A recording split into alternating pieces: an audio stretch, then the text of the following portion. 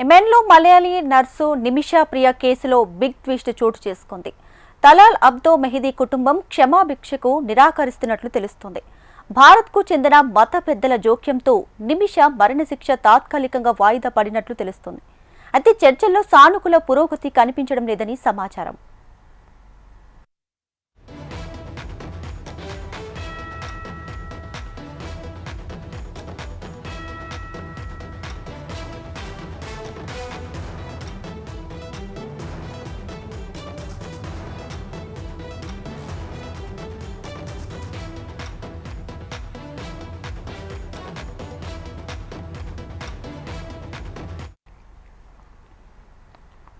Malayali nurse Nimisha ప్రియ కేసులో big twist చోటు చేసుకుంది. తలాల్ అబ్దో మెహదీ కుటుంబం క్షమాభిక్షకు నిరాకరిస్తున్నట్లు తెలుస్తుంది. భారత్కు చెందిన మత పెద్దల జోక్యంతో నిమిషా మరణశిక్ష తాత్కాలికంగా వాయిదా పడినట్లు తెలుస్తుంది. అయితే చర్చల్లో సానుకూల పురోగతి కనిపించడం లేదని సమాచారం.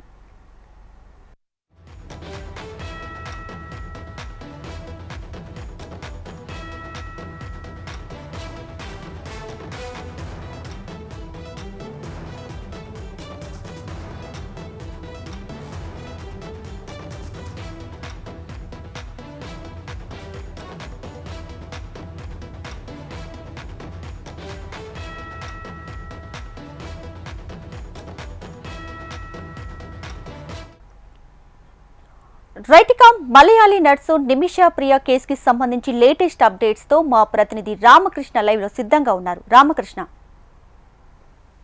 ఇక నిమిషా ప్రియకు సంబంధించి ఆమెకు మరణ శిక్ష అమలు చేసిన యూమన్ ప్రభుత్వం మరి ఆ శిక్ష అయితే ప్రస్తుతానికి తాత్కాలికంగా వాయిదా పడిందని చెప్పొచ్చు.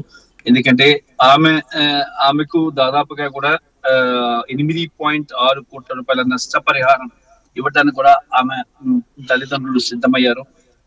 బాధితుడు ఎవరైతే ఉన్నారో హత్యకు గురయ్యాడో ఆమె కుటుంబానికి మరి అయినప్పటికీ కూడా ఇక్కడ ఆ కుటుంబ సభ్యులు ఎవరు కూడా ముందుకు రాలేదు. దాని నేపథ్యంలో కొంత దీనికి సంబంధించి ఆంధ్రప్రదేశ్ కేంద్ర ప్రభుత్వం కూడా దీనికి సంబంధించి అక్కడ దౌత్యవేత్తలతో చర్చించింది. మరి అక్కడక్కడ హ్యూమన్ ప్రభుత్వం కూడా చాలా స్ట్రాంగ్ గా ఈ విషయంలో ఉంది. ఈ నిమిషప్రియ వాస్తవానికి చూసుకున్నట్టుగైతే ఆమె కేరళకి చెందిన వ్యక్తి.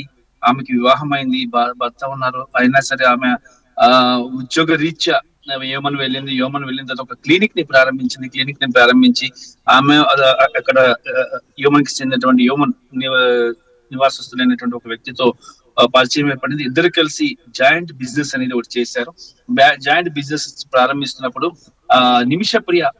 నిమిషప్రియకు సంబంధించి ఒక ఫామ్ ఫిల్ చేసేటప్పుడు పార్ట్నర్షిప్ బిజినెస్ లో నిమిషప్రియ తన భార్య అని చెప్పేసి అక్కడ వ్యక్తి పేర్కొనడం, రాంగ్ రిపోర్ట్ ని రాయడంతో ఆమె చాలా ఆగ్రహం వ్యక్తం చేసింది.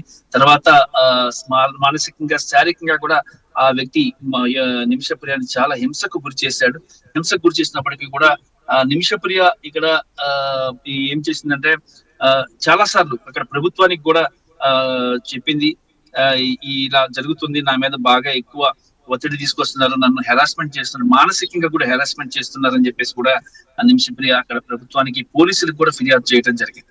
ఇంత జరిగినప్పుడు కూడా అక్కడ పోలీసులు పట్టించుకోకపోవడంతో ఫైనల్ గా నిమిషప్రియ చేసింది ఏంటంటే ఒక మత్తు అనేది ఆ వ్యక్తికి ఇచ్చేసి అంటే ఎందుకంటే నిమిషప్రియ పాస్పోర్ట్ కూడా ఆ వ్యక్తి దగ్గరే ఉంది.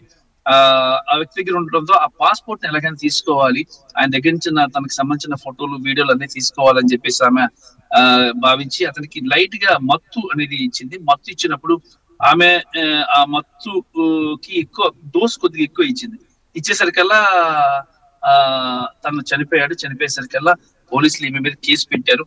మరి ఇక ఈ కేసు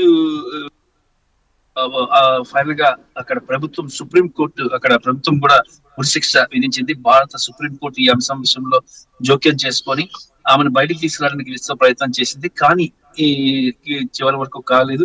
భారత ప్రభుత్వం కూడా చేతులు ఎత్తేసింది. సుప్రీంకోర్టు కూడా ఈ విషయంలో భారత ప్రభుత్వం నిమిషప్రియకి తగిన విధంగా సహకరించాలి అని చెప్పేసి కోరినప్పటికీ కూడా అక్కడ ప్రభుత్వం వెళ్ళలేదు. కానీ ఈ ప్రస్తుతానికి యాక్చువల్ గా ఈ రోజు ఆమె మరణ శిక్షని అమలు చేయాల్సి ఉంది. కానీ ప్రస్తుతానికైతే ఆ మరణ శిక్ష అయితే వాయిదా పడినట్లు సమాచారం అంతే అందుతుంది.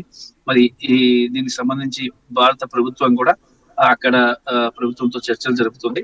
నిమిష ప్రియను సేఫ్ గా ఇక్కడికి తీసుకొచ్చేందుకు ప్రయత్నాలు అయితే జరుగుతాయి. Right Ramakrishna, thank you.